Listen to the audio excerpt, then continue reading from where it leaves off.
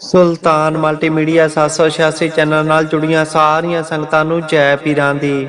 ਅੱਜ ਅਸੀਂ ਤੁਹਾਨੂੰ ਇੱਕ ਬਹੁਤ ਹੀ ਕੰਮ ਦੀ ਤੇ ਮੋਟੀਵੇਸ਼ਨਲ ਸਟੋਰੀ ਸੁਣਾਵਾਂਗੇ ਜਿਹੜੀ ਸਾਡੀ ਜ਼ਿੰਦਗੀ ਦੇ ਵਿੱਚ ਬਹੁਤ ਕੰਮ ਆਵੇਗੀ। ਕਿੱਦਾਂ 19 ਊਠਾਂ ਦਾ ਬਟਵਾਰਾ ਹੋਇਆ ਸੀ। ਸੋ ਹੱਥ ਜੋੜ ਕੇ ਬੇਨਤੀ ਹੈ, ਇਸ ਵੀਡੀਓ ਨੂੰ ਪੂਰਾ ਜ਼ਰੂਰ ਦੇਖਿਓ ਤੇ ਇਸ ਚੈਨਲ ਨੂੰ ਵੀ ਜ਼ਰੂਰ ਸਬਸਕ੍ਰਾਈਬ ਕਰਿਓ। ਪੀਰਾਂ ਦੀ ਪਿਆਰੀ ਸਾਧ ਸੰਗਤ ਜੀ, ਇਹ ਵੀਡੀਓ ਵੀ ਸਿਰਫ ਔਰ ਸਿਰਫ ਸਮਝਾਉਣ ਵਾਸਤੇ ਹੀ ਹੈ। ਇੱਕ ਵਿਅਕਤੀ ਜਿਹਦੇ ਕੋਲ 19 ਊਠ ਹੋਇਆ ਕਰਦੇ ਸੀ, ਜਦੋਂ ਉਹਦਾ ਆਖਰੀ ਸਮੇਂ ਆਇਆ, ਉਹਨੂੰ ਲੱਗਾ ਕਿ ਉਹਨੇ ਇਹ ਦੁਨੀਆ ਛੱਡ ਕੇ ਚਲੇ ਜਾਣਾ ਹੈ, ਤਾਂ ਉਹਨੇ ਆਪਣੀ ਸੰਪਤੀ ਦਾ ਬਟਵਾਰਾ ਕਰਨਾ ਚਾਹਿਆ। ਉਹਨੇ ਆਪਣੀ ਵਸੀਅਤ ਤਿਆਰ ਕਰਵਾਈ, ਜਿਹਦੇ ਵਿੱਚ ਲਿਖਿਆ ਕਿ ਮੇਰੀ ਪੂਰੀ ਸੰਪਤੀ ਦਾ ਅੱਧਾ ਹਿੱਸਾ ਮੇਰੇ ਬੜੇ ਮੁੰਡੇ ਨੂੰ ਦਿੱਤਾ ਜਾਵੇ ਤੇ ਮੇਰੀ ਸੰਪਤੀ ਦਾ ਚੌਥਾ ਹਿੱਸਾ ਮੇਰੇ ਛੋਟੇ ਬੇਟੇ ਨੂੰ ਦਿੱਤਾ ਜਾਵੇ ਤੇ ਮੇਰੀ ਸੰਪਤੀ ਦਾ 5ਵਾਂ ਹਿੱਸਾ ਮੇਰੀ ਲੜਕੀ ਨੂੰ ਦਿੱਤਾ ਜਾਵੇ। ਇਹ ਵਸੀਅਤਨਾਮਾ ਤਿਆਰ ਕਰਵਾ ਕੇ ਉਹ ਬਜ਼ੁਰਗ ਆਦਮੀ ਮਰ ਗਏ, ਇਸ ਦੁਨੀਆ ਨੂੰ ਛੱਡ ਗਏ। ਉਸ ਆਦਮੀ ਦੀ ਮੌਤ ਤੋਂ ਬਾਅਦ, ਅੰਤਿਮ ਅਰਦਾਸ ਤੋਂ ਬਾਅਦ, ਜਦੋਂ ਪੰਚਾਇਤ ਬੈਠੀ, ਉਹ ਵਸੀਅਤ ਫੋਲੀ ਗਈ ਤਾਂ ਵਸੀਅਤ ਪੜ੍ਹ ਕੇ ਉਹ ਬੜੇ ਹੈਰਾਨ ਹੋਏ, ਕਿਉਂਕਿ ਉਹਨਾਂ ਦੀ ਸੰਪਤੀ ਦੇ ਵਿੱਚ ਜ਼ਿਆਦਾ ਕੁਝ ਨਹੀਂ ਸੀ, ਸਿਰਫ ਔਰ ਸਿਰਫ 19 ਊਠ ਹੀ ਸੀ। ਕੋਈ ਧਨ ਦੌਲਤ ਜਾਇਦਾਦ ਨਹੀਂ ਸੀ, ਸਿਰਫ 19 ਊਠ ਸੀ ਤੇ ਉਹ ਵੀ 19 ਊਠ 3 ਲੋਕਾਂ ਦੇ ਵਿੱਚ ਵੰਡੇ ਜਾਣੇ ਸੀ। ਹੁਣ ਤੁਸੀਂ ਸੋਚੋ ਕਿ ਇਹ 19 ਊਠ 3 ਬੰਦਿਆਂ ਦੇ ਵਿੱਚ ਕਿੱਦਾਂ ਵੰਡੇ ਜਾਣਗੇ। ਹੁਣ 19 ਊਠਾਂ ਦੇ ਵਿੱਚੋਂ ਅੱਧਾ ਹਿੱਸਾ ਵੱਡੇ ਮੁੰਡੇ ਨੂੰ ਦੇਣਾ ਸੀ, 19 ਊਠ ਤੇ 19 ਦਾ ਅੱਧ। ਹੁਣ ਜੇ ਤਾਂ ਇਨਸਾਨ ਦੇ ਕੋਲ ਪੈਸਾ ਹੋਵੇ ਤਾਂ ਉਹਨੂੰ ਅੱਧਾ ਅੱਧਾ ਵੰਡਿਆ ਜਾ ਸਕਦਾ ਹੈ। ਹੁਣ ਇੱਕ ਊਠ ਨੂੰ ਅੱਧਾ ਕਿੱਦਾਂ ਕੀਤਾ ਜਾ ਸਕਦਾ ਹੈ। ਹੁਣ ਇੱਥੇ ਇੱਕ ਸਮੱਸਿਆ ਖੜੀ ਹੋ ਗਈ, ਉਹ ਬਟਵਾਰਾ ਰੁਕ ਗਿਆ। ਕਾਫੀ ਦੇਰ ਸਲਾਹ ਮਸ਼ਵਰਾ ਹੁੰਦਾ ਰਿਹਾ। ਕਿਸੇ ਨੇ ਸਲਾਹ ਦਿੱਤੀ ਕਿ ਇਹਨਾਂ ਦੇ ਵਿੱਚੋਂ ਇੱਕ ਊਠ ਨੂੰ ਵੇਚ ਦਿੱਤਾ ਜਾਵੇ ਤੇ 18 ਰਹਿ ਜਾਣਗੇ। 18 ਦਾ ਅੱਧ ਕੀਤਾ ਜਾ ਸਕਦਾ ਹੈ, 9 ਦੂਣੀ 18। ਉਹਨਾਂ ਨੇ ਕਿਹਾ ਕਿ ਇੱਕ ਊਠ ਵੇਚ ਕੇ ਜਿੰਨੇ ਪੈਸੇ ਆਉਣਗੇ ਉਹ ਤੁਸੀਂ ਤਿੰਨੇ ਜਾਣੇ ਬਰੋਬਰ ਵੰਡ ਲਿਓ। ਪੰਚਾਇਤ ਨੇ ਇਹ ਫੈਸਲਾ ਦਿੱਤਾ, ਪਰ ਉਹਨਾਂ ਨੇ ਕਿਹਾ ਕਿ ਬਿਲਕੁਲ ਨਹੀਂ, ਜੋ ਸਾਡੇ ਪਿਤਾ ਜੀ ਵਸੀਅਤ ਵਿੱਚ ਲਿਖ ਕੇ ਗਏ ਹਨ ਉਸੇ ਤਰ੍ਹਾਂ ਹੀ ਬਟਵਾਰਾ ਹੋਵੇਗਾ, ਕੋਈ ਵੀ ਚੀਜ਼ ਵੇਚੀ ਨਹੀਂ ਜਾਵੇਗੀ। ਉਹਨਾਂ ਨੇ ਸਾਫ਼ ਮਨਾ ਕਰ ਦਿੱਤਾ। ਹੁਣ ਸਵੇਰ ਤੋਂ ਸ਼ਾਮ ਹੋ ਗਈ। ਹੁਣ 19 ਊਠਾਂ ਨੂੰ ਕਿੱਦਾਂ ਵੰਡਿਆ ਜਾਵੇ, ਕਿਸੇ ਨੂੰ ਕੋਈ ਸਮਝ ਨਹੀਂ ਆ ਰਹੀ ਆ ਤੇ ਘਰ ਵਾਲੇ ਵੀ ਆਪਣੇ ਫੈਸਲੇ ਤੇ ਅੜੇ ਹੋਏ ਆ। ਹੁਣ ਕੋਈ ਵੀ ਇਸ ਬਟਵਾਰੇ ਨੂੰ ਕਰਨ ਦੇ ਵਿੱਚ ਸક્ષਮ ਨਹੀਂ ਸੀ। ਸਵੇਰ ਤੋਂ ਦੁਪਹਿਰ ਹੋ ਗਈ, ਦੁਪਹਿਰ ਤੋਂ ਸ਼ਾਮ ਹੋ ਗਈ, ਸ਼ਾਮ ਤੋਂ ਰਾਤ ਹੋ ਗਈ, ਪਰ ਉਹ ਬਟਵਾਰਾ ਨਾ ਹੋ ਸਕਿਆ। ਪੰਚਾਇਤ ਨੇ ਸਲਾਹ ਕੀਤੀ ਕਿ ਹੁਣ ਇਹਦਾ ਕੋਈ ਮਤਲਬ ਨਹੀਂ ਬਣਦਾ ਇੱਥੇ ਬੈਠਣੇ ਦਾ ਤੇ ਬਟਵਾਰਾ ਕਰਨੇ ਦਾ। ਅਸੀਂ ਘਰ ਜਾਂਦੇ ਆ, ਖਾ ਪੀ ਕੇ ਕੱਲ ਨੂੰ ਫਿਰ ਆਵਾਂਗੇ ਤੇ ਫਿਰ ਇਸ ਬਟਵਾਰੇ ਨੂੰ ਕੀਤਾ ਜਾਵੇਗਾ। ਸਾਰੇ ਲੋਕ ਆਪੋ ਆਪਣੇ ਘਰੀ ਚਲੇ ਗਏ। ਅਗਲਾ ਦਿਨ ਆਇਆ, ਉਸ ਪੰਚਾਇਤ ਦੇ ਵਿੱਚ ਹੋਰ ਵੀ ਵਿਦਵਾਨ ਲੋਕ ਆਏ, ਪੜ੍ਹੇ ਲਿਖੇ ਲੋਕ ਆਏ, ਜੋ ਕਿ ਇਦਾਂ ਦੇ ਬਟਵਾਰੇ ਪਹਿਲਾਂ ਵੀ ਕਈ ਵਾਰ ਕਰਾ ਚੁੱਕੇ ਸਨ। ਸਾਰੇ ਲੋਕ ਉੱਥੇ ਇਕੱਠੇ ਹੋ ਗਏ। ਹੁਣ 19 ਊਠਾਂ ਨੂੰ ਅੰਕਾਂ ਦੇ ਵਿੱਚ ਜੇ ਵੰਡਣਾ ਹੋਵੇ ਤਾਂ ਵੰਡਿਆ ਜਾ ਸਕਦਾ ਹੈ, ਪਰ ਅਸਲੀਅਤ ਦੇ ਵਿੱਚ 19 ਊਠਾਂ ਦਾ ਬਟਵਾਰਾ ਕਿਵੇਂ ਹੋ ਸਕਦਾ ਹੈ। ਹੋਰ ਵੀ ਜਿਹੜੇ ਲੋਕ ਪੜ੍ਹੇ ਲਿਖੇ ਆਏ ਸੀ, ਉਹਨੇ ਵੀ ਬੜਾ ਜ਼ੋਰ ਲਾਇਆ, ਪਰ ਉਹ ਬਟਵਾਰਾ ਨਹੀਂ ਕਰ ਸਕੇ। ਹੁਣ ਇੱਦੇ ਬਹਿਸ ਵਸਈਆ ਹੋ ਰਿਹਾ ਹੈ। ਦੁਪਹਿਰ ਦਾ ਸਮਾਂ ਹੋਣ ਲੱਗਾ ਹੈ ਤੇ ਉਧਰੋਂ ਇੱਕ ਹੋਰ ਆਦਮੀ ਉੱਥੋਂ ਗੁਜ਼ਰ ਰਿਹਾ ਸੀ, ਜਿਹਦੇ ਕੋਲ ਵੀ ਇੱਕ ਊਠ ਸੀ। ਉਹ ਰੌਲੇ ਨੂੰ ਸੁਣ ਕੇ ਉਹਨਾਂ ਦੇ ਕੋਲ ਆਇਆ ਤੇ ਆ ਕੇ ਕਹਿਣ ਲੱਗਾ ਕਿ ਭਾਈ, ਤੁਸੀਂ ਕਿਹੜੀ ਗੱਲੋਂ ਇਕੱਠੇ ਹੋਏ ਹੋ, ਕੀ ਗੱਲ ਦਾ ਰੌਲਾ ਹੈ। ਤਾਂ ਉਹ ਕਹਿਣ ਲੱਗੇ ਕਿ ਇੱਥੇ ਇੱਕ ਵਸੀਅਤ ਦਾ ਬਟਵਾਰਾ ਹੋ ਰਿਹਾ ਹੈ। ਉਹਨਾਂ ਨੇ ਪੁੱਛਿਆ ਕਿ ਰੌਲਾ ਕਿਸ ਗੱਲ ਦਾ ਹੈ। ਤਾਂ ਉਹ ਕਹਿਣ ਲੱਗੇ ਕਿ ਇਸ ਵਸੀਅਤ ਦੇ ਵਿੱਚ 19 ਊਠ ਆ, ਇਸ ਸੰਪਤੀ ਦਾ 19 ਊਠਾਂ ਦਾ ਅੱਧਾ ਹਿੱਸਾ ਬੜੇ ਲੜਕੇ ਨੂੰ ਦਿੱਤਾ ਜਾਵੇਗਾ, ਚੌਥਾ ਹਿੱਸਾ ਛੋਟੇ ਲੜਕੇ ਨੂੰ ਤੇ 5ਵਾਂ ਹਿੱਸਾ ਉਹਦੀ ਲੜਕੀ ਨੂੰ ਦਿੱਤਾ ਜਾਵੇਗਾ। ਹੁਣ ਸਾਨੂੰ ਸਮਝ ਨਹੀਂ ਆ ਰਹੀ ਕਿ ਵੱਡੇ ਲੜਕੇ ਨੂੰ ਸੰਪਤੀ ਦਾ ਜਿਹੜੇ 19 ਊਠ ਹਨ ਉਹਦਾ ਅੱਧਾ ਕਿੱਦਾਂ ਦਿੱਤਾ ਜਾਵੇ। ਇਸੇ ਗੱਲ ਦਾ ਰੌਲਾ ਪਿਆ ਹੋਇਆ ਹੈ, ਕੋਈ ਵੀ ਬਟਵਾਰਾ ਨਹੀਂ ਕਰ ਪਾ ਰਿਹਾ। ਸਾਰੀ ਗੱਲਬਾਤ ਸੁਣ ਕੇ ਉਹ ਆਦਮੀ ਜਿਹੜਾ ਉੱਥੋਂ ਗੁਜ਼ਰ ਰਿਹਾ ਸੀ, ਉਹਨੇ ਪੁੱਛਿਆ ਕਿ ਮਰਨੇ ਵਾਲੇ ਦਾ ਨਾਮ ਕੀ ਸੀ। ਤਾਂ ਉਹ ਕਹਿਣ ਲੱਗੇ ਮਾਨ ਸਿੰਘ। ਤਾਂ ਉਹ ਕਹਿਣ ਲੱਗੇ, ਅਰੇ ਮਾਨ ਸਿੰਘ, ਇਹ ਤਾਂ ਮੇਰਾ ਬੜਾ ਪੱਕਾ ਦੋਸਤ ਸੀ, ਮੇਰਾ ਬੜਾ ਗੂੜਾ ਪਿਆਰ ਸੀ ਇਹਦੇ ਨਾਲ।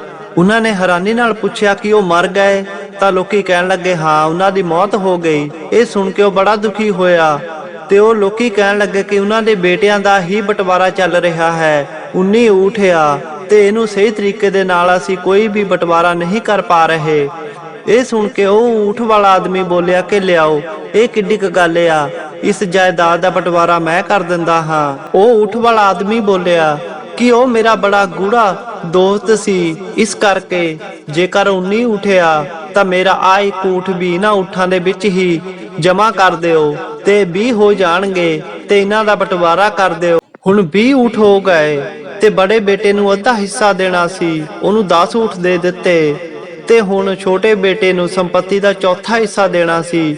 ਚੌਥਾ ਹਿੱਸਾ ਮਤਲਬ 5 ਚੌਕਾ 20, 5 ਊਠ ਉਹਨੂੰ ਦੇ ਦਿੱਤੇ ਤੇ ਉਹਦੀ ਲੜਕੀ ਨੂੰ 5ਵਾਂ ਹਿੱਸਾ ਦੇਣਾ ਸੀ ਤੇ ਬੇਟੀ ਨੂੰ ਬਟਵਾਰੇ ਦੇ ਹਿਸਾਬ ਦੇ ਨਾਲ 4 ਊਠ ਆ ਗਏ। ਹੁਣ ਬੇਟੀ ਨੂੰ ਕਿੰਨੇ ਊਠ ਆਏ?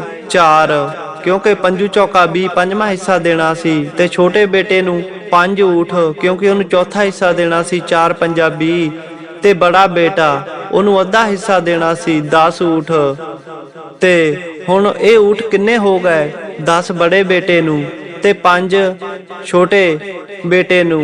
10 ਤੇ 5 15 ਤੇ ਉਹਦੀ ਲੜਕੀ ਨੂੰ ਚੌਥਾ ਹਿੱਸਾ 5ਵਾਂ ਹਿੱਸਾ ਦੇਣਾ ਸੀ ਤੇ 5 ਚੌਕਾ 20 4 ਊਠ ਉਹਦੇ ਹਿੱਸੇ ਆਏ ਤੇ ਇਹ ਹੋ ਗਏ 10 ਤੇ 5 15 4 19 ਊਠ। ਜਿੰਨੀ ਸੰਪत्ति ਸੀ ਉਨੇ ਹੀ ਬਟਵਾਰੇ ਦੇ ਵਿੱਚ ਆ ਗਏ। ਹੁਣ ਕੁੱਲ ਸੰਪत्ति ਸੀ 19 ਊਠ ਤੇ ਉਹ ਸਹੀ ਤਰੀਕੇ ਦੇ ਨਾਲ 19 ਹੀ ਉਸ ਬਟਵਾਰੇ ਦੇ ਵਿੱਚ ਵੰਡੇ ਗਏ।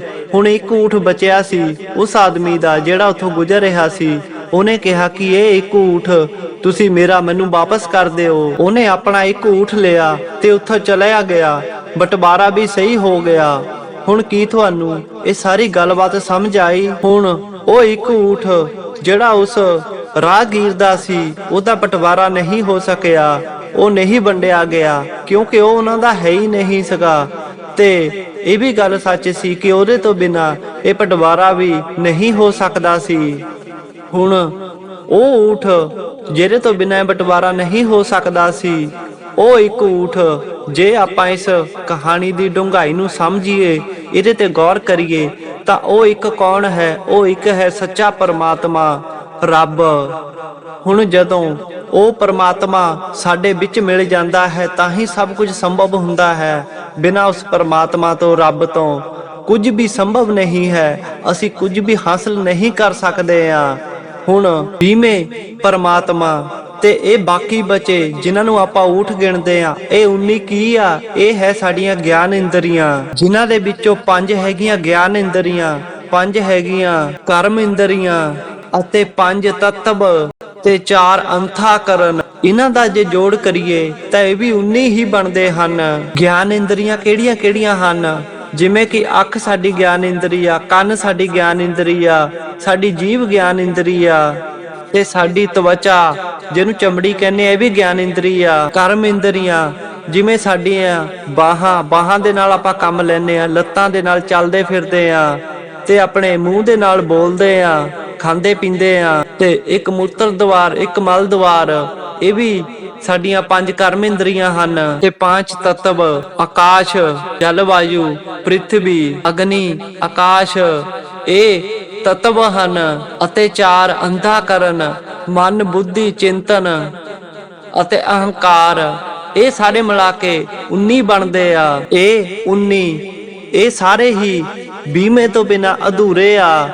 ਬਿਨਾਂ ਉਸ ਪਰਮਾਤਮਾ ਤੋਂ ਸਾਡਾ ਸਾਰਾ ਕੁਝ ਹੀ ਇਹ ਅਧੂਰਾ ਹੈ, ਬਿਨਾਂ ਉਸ ਸੱਚੇ ਪਰਮਾਤਮਾ ਤੋਂ। ਸੋ ਉਹੀ ਸੱਚਾ ਪਰਮਾਤਮਾ ਹੀ ਸਭ ਕੁਝ ਹੈ, ਜਿਹਦੇ ਤੋਂ ਬਿਨਾਂ ਇਹ ਸਾਡੀਆਂ ਗਿਆਨ ਇੰਦਰੀਆਂ, ਕਰਮ ਇੰਦਰੀਆਂ, ਤੱਤਵ ਸਾਰਾ ਕੁਝ ਹੀ ਵਿਅਰਥ ਹੈ। ਬਿਨਾਂ ਉਸ ਸੱਚੇ ਪਰਮਾਤਮਾ ਤੋਂ ਸਭ ਤੋਂ ਅੱਵਲ, ਸਭ ਤੋਂ ਉੱਚ ਉਹ ਪਰਮਾਤਮਾ ਹੀ ਹੈ, ਜਿਹਦੇ ਤੋਂ ਬਿਨਾਂ ਸਾਡਾ ਗੁਜ਼ਾਰਾ ਨਹੀਂ ਹੋ ਸਕਦਾ। ਸੋ ਹਰ ਵਕਤ ਉਸ ਪਰਮਾਤਮਾ ਨੂੰ ਯਾਦ ਰੱਖੋ। ਸਾਨੂੰ ਜੋ ਕੁਝ ਵੀ ਮਿਲਿਆ ਉਹਦਾ ਸ਼ੁਕਰਾਨਾ ਕਰੋ, ਉਹਦਾ ਧੰਨਵਾਦ ਕਰਦੇ ਰਹੋ, ਮਿਹਨਤ ਕਰਦੇ ਰਹੋ, ਅੱਗੇ ਵਧਦੇ ਰਹੋ, ਮਾਂ-ਬਾਪ ਦੀ ਸੇਵਾ ਕਰਦੇ ਰਹੋ, ਸਹਾਇਤਾ ਕਰਦੇ ਰਹੋ ਤੇ ਲੋਭ ਮੋਹ ਹੰਕਾਰ ਤੋਂ, ਕਾਮ ਕ੍ਰੋਧ ਤੋਂ ਸਦਾ ਹੀ ਦੂਰ ਰਹੋ ਤੇ ਨਾਮ ਸਿਮਰਨ ਬੰਦਗੀ ਕਰਦੇ ਰਹੋ। ਜ਼ਿੰਦਗੀ ਆਪਣੇ ਆਪ ਹੀ ਸੁਖਾਲੀ ਹੋ ਜਾਵੇਗੀ। ਸੋ ਇਹਨਾਂ ਗੱਲਾਂ ਤੇ ਗੌਰ ਜ਼ਰੂਰ ਕਰਿਓ ਤੇ ਪੀਰਾਂ ਫਕੀਰਾਂ ਦੀਆਂ ਹੋਰ ਵੀਡੀਓ ਦੇਖਣ ਲਈ ਇਸ ਚੈਨਲ ਨੂੰ ਜ਼ਰੂਰ ਸਬਸਕ੍ਰਾਈਬ ਕਰਿਓ।